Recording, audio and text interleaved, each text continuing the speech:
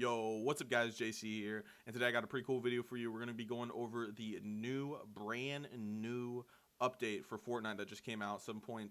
I'm going to go over the patch notes, kind of explain it to you, and yeah, I hope you guys enjoy this video. If you do at any point, make sure you guys leave a like. So let's get into it. This is update 7.10. So what's new? 14 days of Fortnite, explore new challenges, playing new and old LTMs, and unlock rewards in this seasonal event starting December 19th. So this looks like kind of what they're doing, the Christmas special kind of thing they're doing, where they're bringing back old LTMs and you can unlock rewards. So that's going to be pretty fun. I'm excited for that for sure. And then we got the limited time modes. This kind of goes into a little bit more about it. The 14 days of Fortnite event will feature both new and returning LTMs. Large team modes switch every 2 days, and small team modes rotate every 24 hours. Starting December 19th, log into each day 9 a.m. and to find out which modes are available to explore. Let us know which LTM is your favorite on social medias. So this is pretty sweet. I think it's gonna be really cool. I think it's gonna spice the game up a little bit. And so yeah, if you're a fan of some old LTMs, I'm trying to think of some maybe like Sniper Shootout, Close Encounters is right now. Let me think. Maybe the Wild West LTM will be in there too. It's gonna be really fun. I think it's gonna be cool, and I'm kind of excited about what rewards we're gonna be getting from these old LTMs. So next we got the weapons and items. Looks like one of the main weapons that's getting changed is the heavy assault rifle. Looks like it's going to be reduced effectiveness while not aiming down sights. And then aiming down sights gameplay remains roughly the same. Okay. So aiming down sights is going to be a little different. Doesn't look like too much of a difference, but increased ADS accuracy bonus by 10%, increased accuracy while standing still by 10%, reduced vertical recoil by 6%, based accuracy reduced by 30%, and reduced accuracy while jumping and falling by 60%. So it looks like it's a little bit of a buff. It's a little bit of a nerf. It just looks like they're kind of balancing the gun out.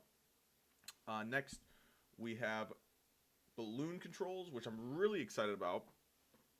Balloons can now be released by pressing the crouch button, which is so amazing because I can't even tell you how many times I've wasted balloons by trying to jump while I'm moving, and the balloons fall off, and it's so annoying. But now that we got the crouch, that's gonna be really nice and helpful. I'm wondering why they didn't have that as the keybind before, but I'm glad they changed it. Players can now use alt fire to release a balloon when the balloon item is selected. I'm not totally sure what that means, but it looks like another way to release balloons. For modes it's available in, the height of the glider redeploy has been decreased from 1,000 units to 576.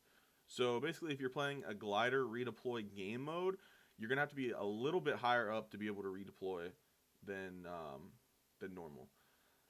Next, we got some bug fixes. Fix an issue where players will be able to pick up dynamite through structures. I've never seen that, but I am glad they fixed it. Moving on to gameplay. Ground vehicles now slide on icy surfaces. That's pretty neat. I didn't even know that actually was a... I actually didn't know vehicles didn't slide on icy surfaces, but I'm glad they fixed that one up. And then the next one's actually pretty interesting. Eliminations from no-scoping an enemy with a sniper rifle. So if you kill somebody with a sniper rifle without scoping in at all, it'll actually end up on the kill feed as a no-scope. That's actually going to be really cool. I'm glad they added that. So now people that do a lot of no-scopes will be rewarded, and you'll be able to see who's no-scoping in the kill feed. Sticking and landed on all four wheels with a vehicle will no longer damage the player inside.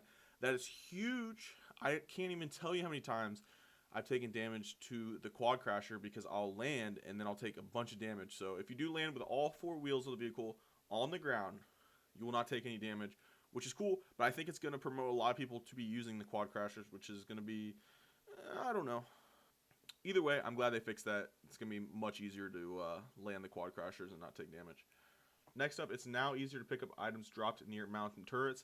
I have experienced that multiple times where it's just you kill somebody on a turret, it's so hard to pick up their loot. But I'm glad they fixed that. Moving on to now some plane information. The Stormwing now takes 50% more damage from hitting objects. Boosting now reduces the damage taken from impacts 50%. Previously boosted prevented all impact damage. So now if you run into things with the plane, now the plane will take damage. Thank goodness, man. I can't tell you how many times I'll be in a game and somebody will be in a plane just running into me over and over and over again. I'm glad they added that. Damage done to players that are in the storm ring when it's shot down has been increased from 25 to 50. Damage is dealt directly to health. Nice. So instead of taking 25 damage when the plane goes down, you take 50. I think Epic is starting to realize that the planes are a little OP and they got to put a little bit more risk in taking a plane than they have before. So hopefully there's not as many people taking planes anymore. I can't stand a game where there's 80 planes in the sky. Yeah, I'm glad they are nerfing the planes just a little bit and adding a little bit more risk in for people that want to fly a plane all day. And then also Stormwings will now take more damage from destroying structures by running through them. You might want to rethink getting back into a plane. There's been a lot of nerfs in this update, which is good. I definitely would like the planes get nerfed, and they are, so awesome stuff. So let's move on to a little bit of a bug fixes. Holding movement key while confirming an edit will no longer force the player to continue moving in the direction of the key that they were holding. I've never experienced that, but I'm glad they fixed it. Mountain turrets will no longer briefly teleport onto the map and then return to their original location. Never experienced it, but I am glad it's fixed. And the next one is a huge one in my book. Big one. Various zipline fixes. Ziplines have been the death of me for the last couple weeks. I can't stand the ziplines. Every time I try to get on, I die right off the bat because I'll fall like 300 feet. So, looks like they did fix a lot of the zipline problems. Zipline animations no longer briefly play every time a player jumps after building underneath the zipline. Players should retain proper momentum. Player will no longer lose the ability to sprint. If they emote, fix an issue, cause player to become detached from the zipline right after seeing the animation above. That's a big one. Thank you. The zipline pulley will no longer remain in the world after eliminated player they ride on it. So that looks like if somebody gets killed on a zipline, it looks like the zipline will not be able to be used. So say a team is riding a zipline, you kill one person on the zipline. I wonder if everybody else will just fall off the zipline or what. But that'd be interesting if that was a if that's what happens. I hope that'd be pretty cool. Fix an issue where players would get flung across the map. I've experienced that multiple times. Thank you, Epic. Added sounds and effect when zipline players smash their structures, improved attach collision, and fixed regressions with the auto pickup from weapons. And then fixed regression with the auto pickup weapons option. So those are all really good bug fixes. I'm really glad. Those are all big things that have happened to me, so I'm glad they fixed those real quick. So let's move over to events. So it looks like they've added the Friday Fortnite tournament back in, so you get your squad ready on Friday night. Looks like they just updated the pop-up cups. It seems like they changed the resources caps and the resource gains all the time on the pop-up cups, so you can see them on screen. And yeah, that looks like it's it for the events. It does look like they fixed an issue where the traps would not count for eliminations on pop-up cups, so glad they fixed that.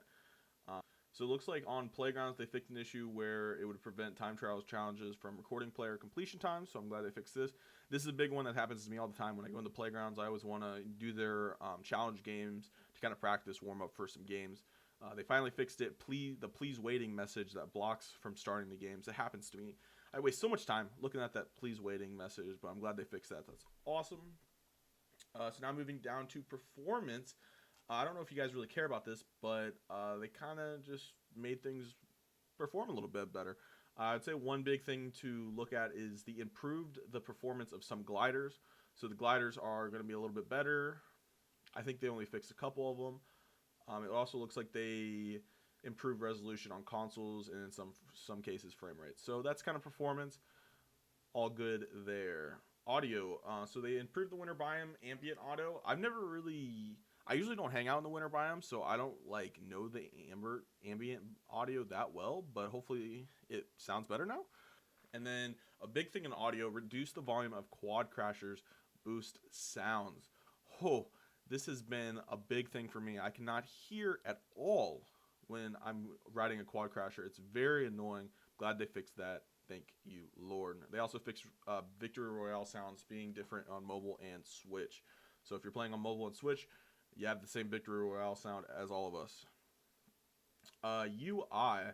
So we got players can now preview loading screen cosmetics in the front end by pushing the key down to preview action full screen. So that's pretty neat. Add a vehicle health above the player's shield bar. That's going to be really nice. Whenever I'm riding a plane or a quad crasher, I can really never tell how much health is left on the vehicle. So now you'll be able to tell right above your player's shield bar, you'll see a health bar for your vehicle, which will be really cool. I'm glad they added that. Definitely something they needed to add. So next we got some bug fixes. Fix an issue where short snippet of current equipped music items could be heard when previewing a different musical item.